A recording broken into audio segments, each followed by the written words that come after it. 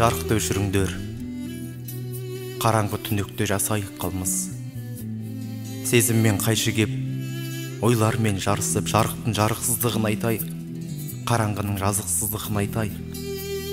Көзімді түнеген түндермен қауышып, өзімнен айырып санамның ішінде жалқы болмысыма бойлаған, жалғыздығыма ортақтасып күнәмді жариялап көлеңке түсірген жарықты өшіріңдер.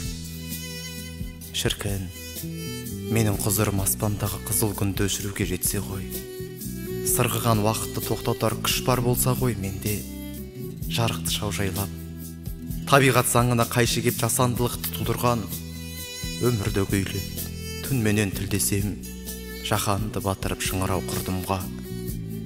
Бұл ұйықтау үшін жасалынған шешім емес.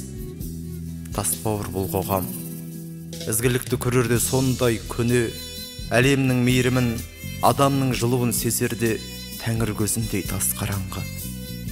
Неге?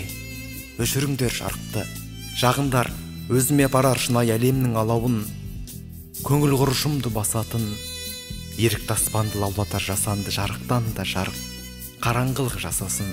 Жарықты өшіріңдер, бізді қылмыс жасауға итермелеген жарықты, қолдан жасалған жарық.